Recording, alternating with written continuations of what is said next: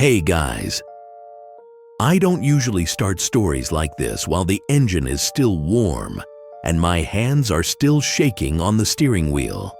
But I need to get it out before the feeling fades. The desert at night is supposed to be empty. That's the deal it makes with you. Miles of nothing. Stars like pinpricks. The road. A thin ribbon you trust because it's familiar. Tonight, the air feels closer, like it's leaning in. The sky is moonless, the kind of black that swallows headlights at the edges, and my dashboard clock just rolled past 12:07 a.m. The radio gives up somewhere behind me, dissolving into static that sounds almost like breathing. I tell myself this is normal. Long drive, late hour. The mind gets playful when it's tired, but the smell is wrong. Cool dust and something faintly electrical, and the darkness ahead doesn't feel empty anymore. It feels arranged. I'm driving home the way I always do, cutting across a stretch of Southwest Highway that I could trace blindfolded. I know where every bend is, where the guardrail dips, where the land opens up and the horizon goes flat and endless. That's why the mile marker makes my foot lift off the gas without me thinking about it. It's green, reflective, ordinary, too ordinary. It flashes once in my headlights and stands there like it's always been waiting. Mile 143, I slow down, heart ticking faster than the engine. There is no mile 143 on this road. I know that with the same certainty. I know my own address. This stretch jumps from 141 to 147, an old joke among locals about a missing town that never was.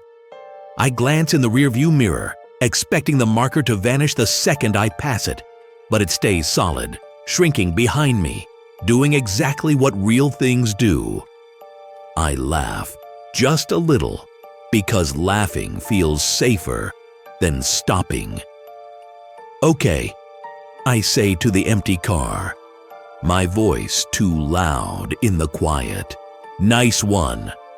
I tell myself it's a replacement sign, temporary, someone finally fixing an old mistake. But the laugh dies when I look back at the road ahead and feel the asphalt change under my tires. Not rough or broken, smoother, almost padded. The sound shifts, a softer hum like the road itself is absorbing the noise. The desert presses in closer than it should. Joshua trees blur at the edges of my vision, leaning at angles that feel intentional, like they're framing something just beyond my headlights. The sky seems lower, stars dimmer, as if a thin veil has been pulled across them. I reach for my phone, more out of habit than need, and tap the screen awake. No signal. That's normal out here. What isn't normal is the map. The blue dot is there, me. But the road line beneath it is gone, not rerouted, not grayed out, just absent, as if I'm hovering over blank parchment. I slow to a crawl, every instinct telling me to turn around, but there's no shoulder anymore. The edges of the road fall away into darkness that looks thick enough to step into. I roll down the window an inch. The air slides in, cool and dry, carrying a low sound I can't place at first. Not wind, not insects, a steady distant tone like a tuning fork struck somewhere far ahead. Another mile marker rises into view, then another, 144, 145, each one crisp, reflective, planted with bureaucratic confidence. My chest tightens. This isn't a trick of light. This is sequence. This is order. I try the radio again, twisting the knob, until my fingers ache. Static, then a voice for half a second, too muffled to understand, before it cuts out. The silence that follows feels heavier, like it's listening back. I check the clock.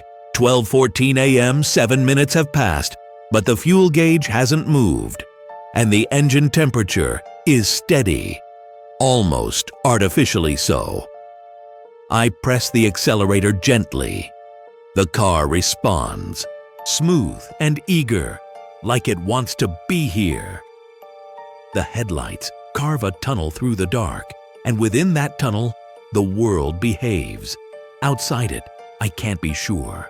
The sign for mile 146 appears, and with it, a memory I don't recognize as mine until it settles into place. Standing on the side of a road like this, years ago. A hand shielding my eyes from headlights that never came. The memory is thin, like a photograph left in the sun too long, but the feeling is sharp, waiting. I shake my head, the motion stiff, as if the air has thickened around my neck. Get home, I whisper. Just get home. The road stretches ahead, straight as a ruler now. No familiar bends, no landmarks I can anchor to.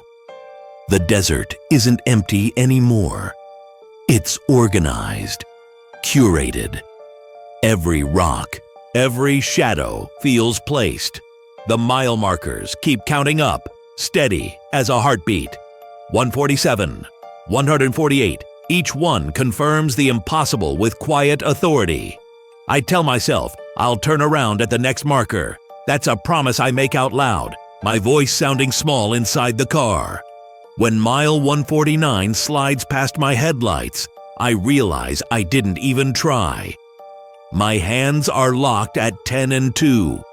Knuckles pale, and the road ahead looks like it's waiting for me to understand something I don't have words for yet. The desert road that only exists after midnight has found me, and it knows exactly how fast I'm willing to go. The road doesn't curve. That's the first thing I notice when I let myself really look at it.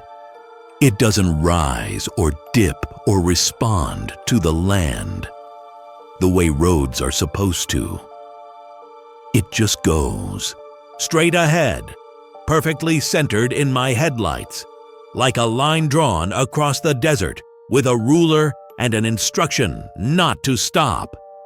I try to find comfort in that straight means simple, but my stomach keeps tightening because simple isn't what this feels like. It feels deliberate. I tap my phone again. Harder this time, like pressure might coax the map back into existence. The screen glows against the dark interior, lighting up my hands, my knees, the edge of the steering wheel. The blue dot pulses patiently, alone on a field of nothing. No road names, no nearby towns, no compass rose. I tilt the phone, zoom in, zoom out. The dot stays centered, as if the software has given up pretending I'm anywhere real. Okay, I murmur, and the word feels like a test. The sound dies quickly, swallowed by the padded hush of the asphalt. I crack the window a little more. The tone I heard earlier is clearer now.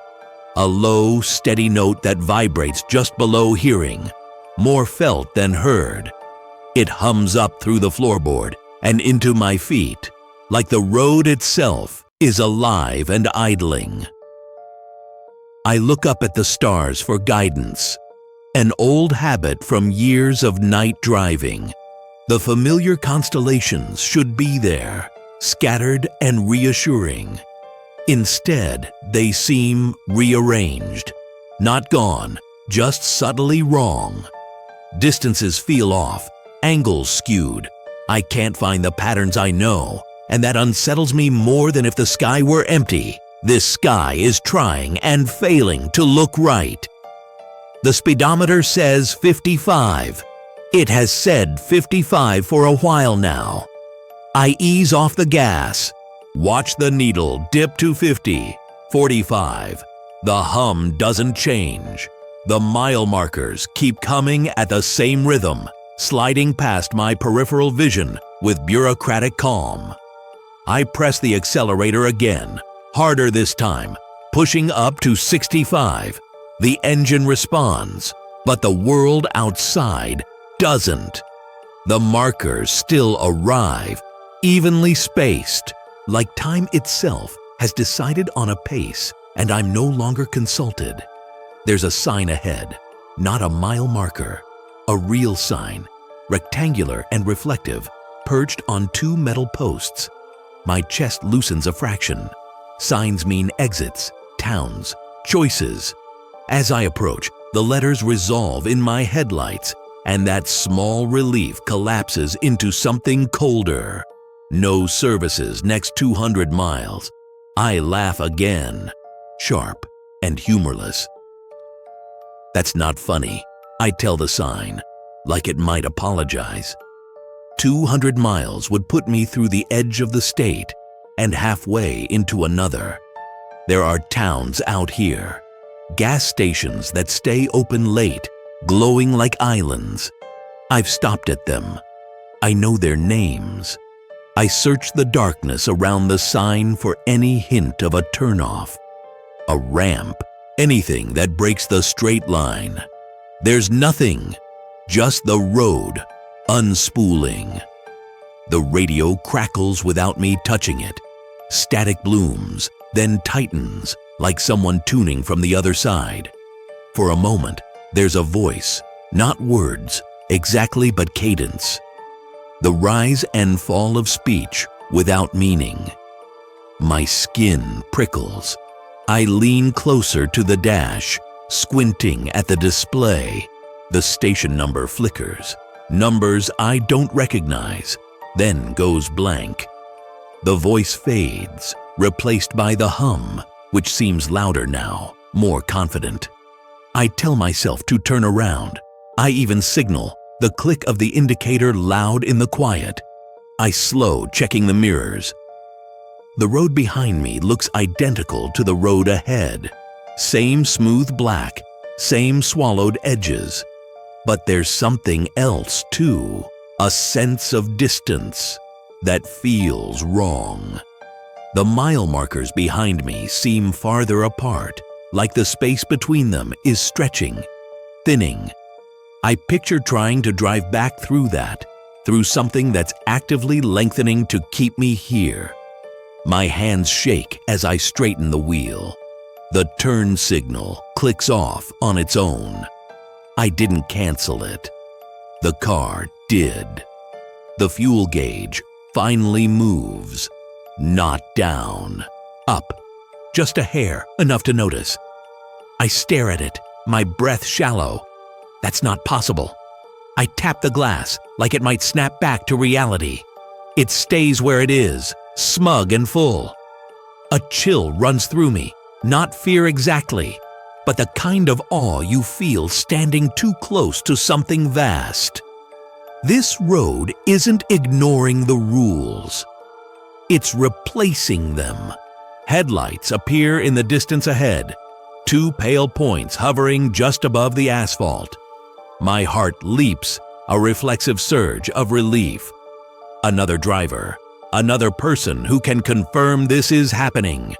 I slow, flash my brights once, twice. The lights don't respond. They grow closer, steady and silent, until I can make out the shape around them. It's not a car I recognize. Low and long, with edges that seem to blur at the corners, like a shape remembered imperfectly. As it passes me in the opposite lane, I glance inside, straining to see a face. The windows are dark, opaque, reflecting my own headlights back at me. The hum spikes as it goes by, a pressure wave that rattles my teeth. In my mirror, the vehicle doesn't recede. It's just gone. No taillights. No fading engine noise. Like it was never there at all. I'm breathing too fast now. I force myself to slow it down, counting inhales, exhales, grounding tricks I've used before. "You're okay," I whisper. "You're driving. This is a road." The words feel thin, but I cling to them. I focus on the tactile details, the grain of the steering wheel, the steady vibration under my feet. The cool air brushing my knuckles through the open window. Another sign looms, smaller this time, hand-painted, the letters uneven. "Stay centered." I don't know why that's worse than the others, but it is. It feels personal, advisory, like a suggestion offered by something that's been watching my lane discipline. I swallow and adjust my position, nudging the car a fraction to the left, then back, making sure I'm perfectly aligned. The hum settles, satisfied. The road stretches on, mapeless and starless, and I realize with a sinking certainty that I'm not following it anymore. I'm being kept. Something moves at the edge of my headlights, and my whole body reacts before my mind does. Foot off the gas, hands tightening, heart slamming up into my throat. The shape doesn't rush the road or dart away like an animal spooked by light. It waits just beyond the bright cone, where details soften and the dark regains confidence. I slow to a near stop, the hum under the tires dipping into a lower register, like a warning growl. "Hello?" I call out, immediately hating how small the word sounds. The desert doesn't echo it back. It absorbs it. I inch forward. The headlights push a little farther, and the shape resolves into something upright, human-sized, still, standing just off the asphalt, toes almost touching the painted line. As the light fills it in, my breath catches, not because of what it is, but because of how incomplete it feels. The figure looks like a person rendered from memory instead of observation. Clothes without texture, a face suggested by shadows rather than features, no eyes catching the light, no mouth moving. I stop the car completely. The engine idles, smooth and patient. The hum beneath me doesn't fade. It waits. The figure lifts an arm, slow and careful, like it's demonstrating a concept.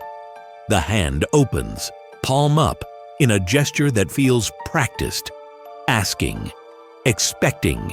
I don't know what it wants, but the road seems to lean in, the darkness tightening its grip on the edges of my vision. I shake my head, a sharp, decisive motion. "No," I say, louder this time, real. The word lands, heavy and solid. The figure doesn't react. It doesn't step back or lower its arm. It just waits, as if my answer is a variable it's already accounted for. I press the accelerator. The car rolls forward, slow at first, then steadier. The figure stays where it is until the last second, then glides backward, not stepping, not stumbling, just receding into the dark as my headlights pass over empty ground. No footprints, no sound. My hands are shaking so hard, I have to grip the wheel with my knees for a moment to steady them. The mile markers continue their quiet count. I don't look at the numbers anymore. Counting feels like participating.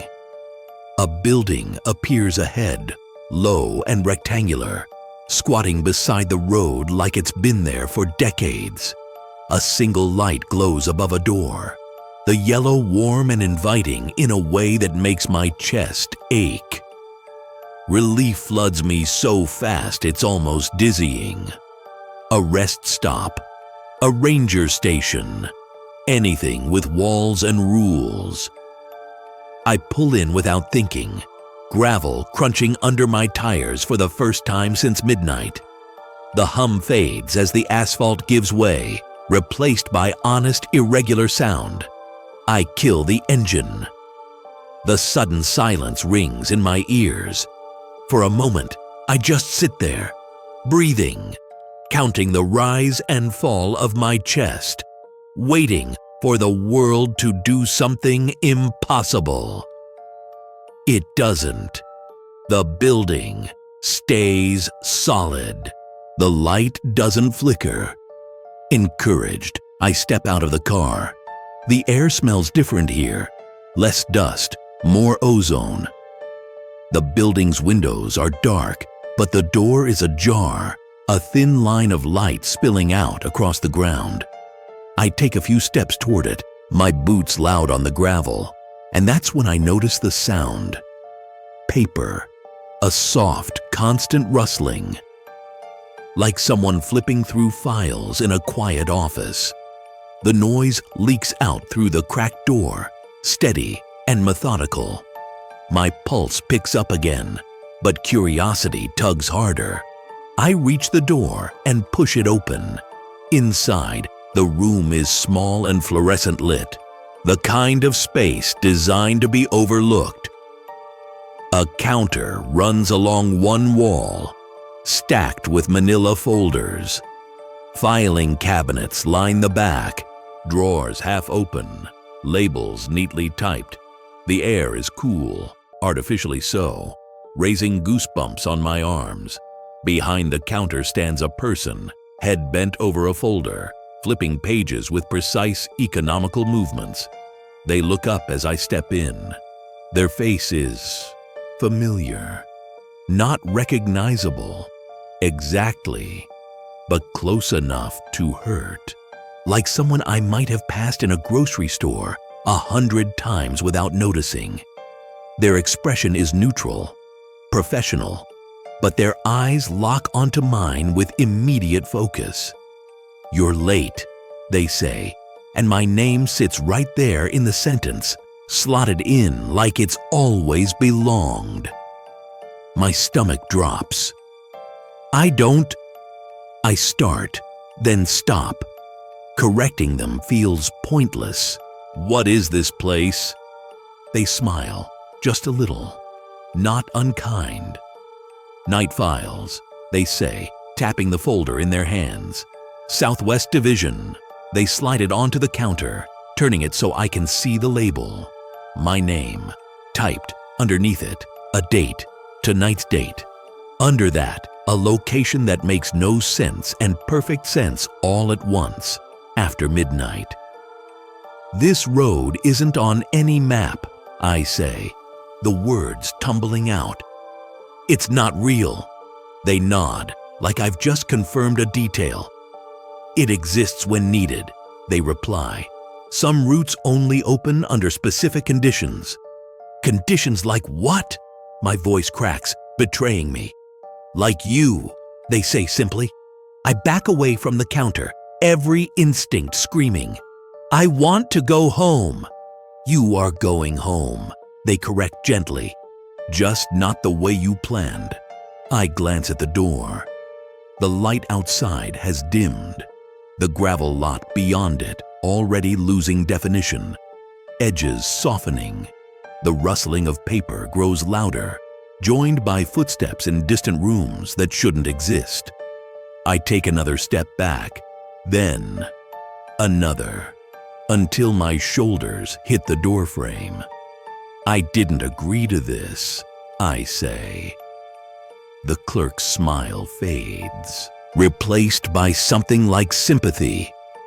"No one ever does," they say, "but the road remembers who passes through, and sometimes it asks them to carry something with them." I don't wait to hear what. I turn and bolt for the car, the night swallowing the building behind me as if it's folding itself away. The engine starts on the first try, blessedly real. As I peel back onto the asphalt, the hum surges back, stronger than before, and I know with a cold certainty that I didn't leave empty-handed. The road ahead is waiting, and it knows my file is open. I don't notice the extra weight at first. That's the unsettling part. The car pulls onto the road smoothly, obediently, like nothing has changed. The hum settles into its familiar pitch. The mile markers resume their quiet ticking past my windows, and for a few minutes, I let myself believe I outran whatever that building was. My breathing slows. My shoulders unclench. The desert stretches ahead, dark and orderly, pretending to be just land and sky again. Then the passenger side suspension dips, just slightly, enough that I feel it more than see it. The car corrects itself, leveling out, but the sensation lingers, like a finger pressed gently into my awareness. I glance at the empty seat beside me, seatbelt hanging loose, no movement, no shadow where there shouldn't be one. I swallow. Nope, I say softly. Naming it feels dangerous, but silence feels worse. Absolutely not. The hum under the tires changes, almost imperceptibly, smoothing out, as if the road approves of the conversation starting.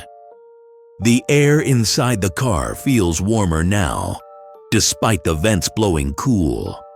I flex my fingers on the wheel and realize my palms are damp. "You don't have to be afraid," a voice says from beside me. I jerk so hard the car drifts toward the center line before I correct it. My heart slams against my ribs, breath tearing out of me in a sharp gasp. I look. I really look this time. There is someone in the passenger seat. They're seated properly, hands folded in their lap, posture relaxed in a way that feels studied. If I passed them on the street, I wouldn't look twice. That's what terrifies me. Their features refuse to stick in my mind, sliding away when I try to focus, like my brain has been instructed not to keep a detailed record. "You can see me now," they say, not accusing, just observational. "That's good. I didn't let you in," I manage. My voice sounds far away, like it's coming from the bottom of a well. They nod, as if I've made a valid point. "You didn't need to. This is a shared route."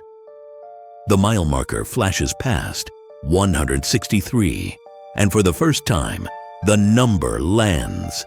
It's higher than it should be. Much higher. I don't remember passing the others. I don't remember time moving at all.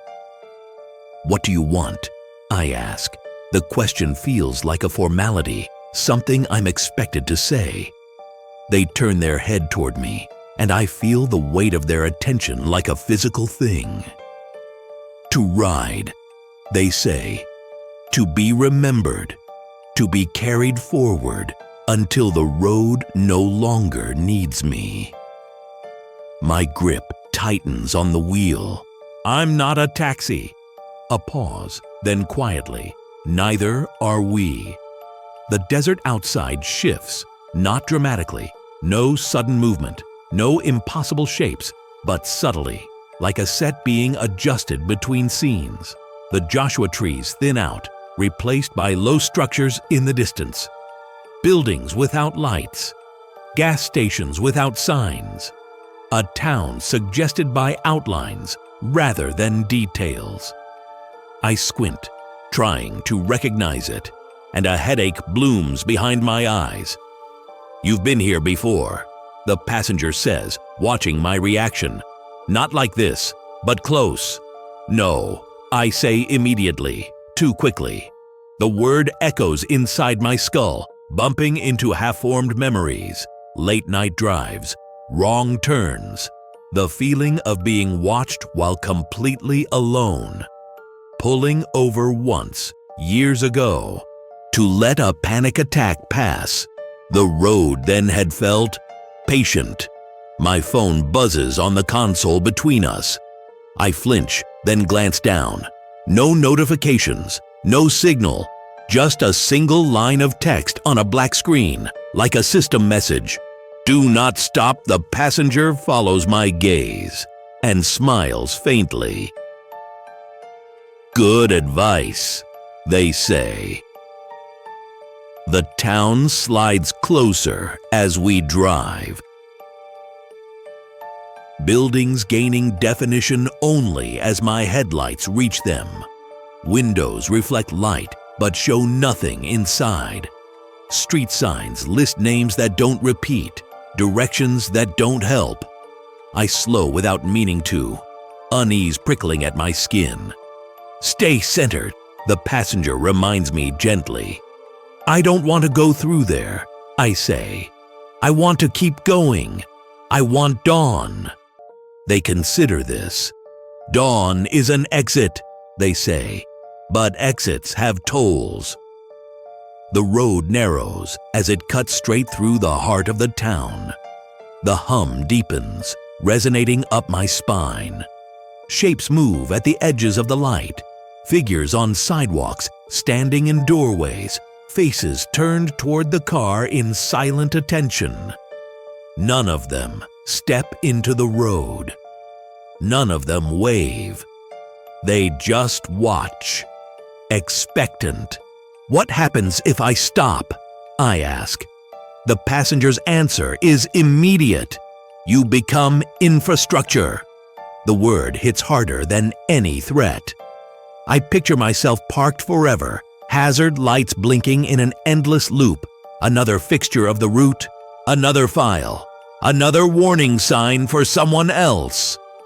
The town thins out behind us as abruptly as it appeared. The road widens again. The figures vanish into darkness. My pulse roars in my ears. How do I get you out? I ask, exhaustion creeping into my voice. The passenger looks ahead, not at me. You don't? They say softly.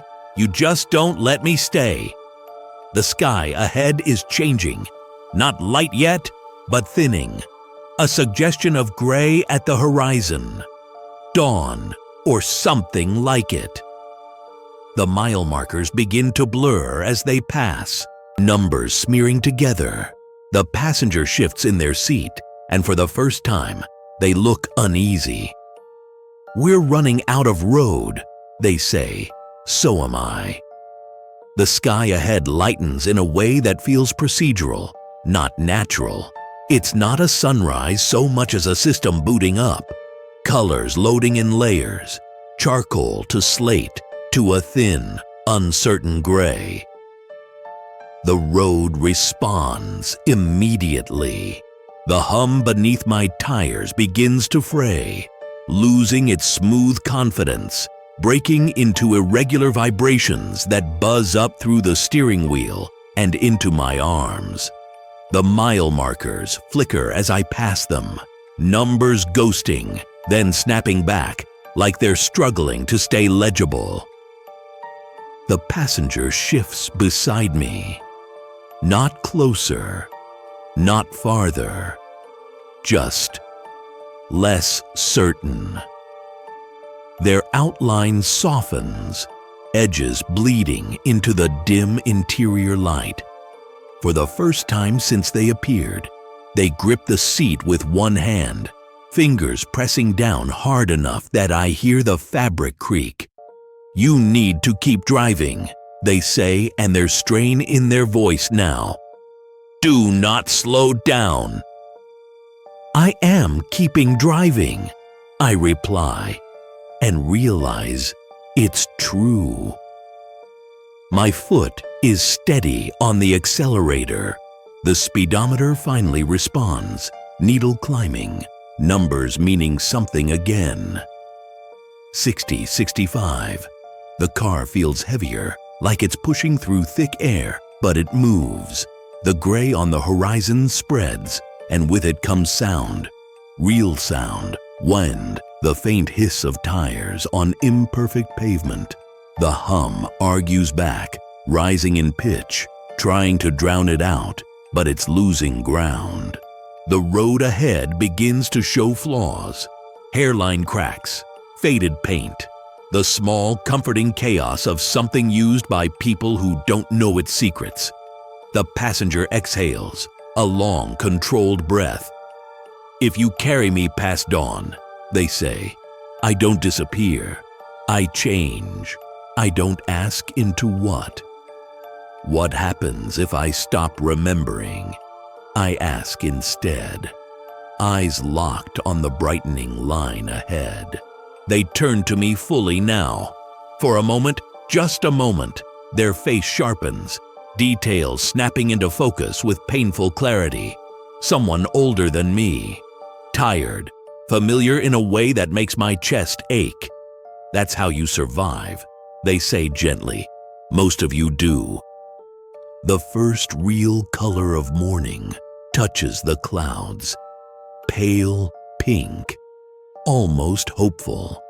The hum shatters, breaking into uneven pulses. Then silence. The road shudders, like something exhaling its last breath, and the mile markers vanish, not fade, but simply cease, as if they were never approved for daylight use. The weight in the passenger seat lifts, not abruptly, slowly, like a thought being set down. The car rises a fraction, suspension easing, balance restored. When I dare to glance sideways, the seat is empty.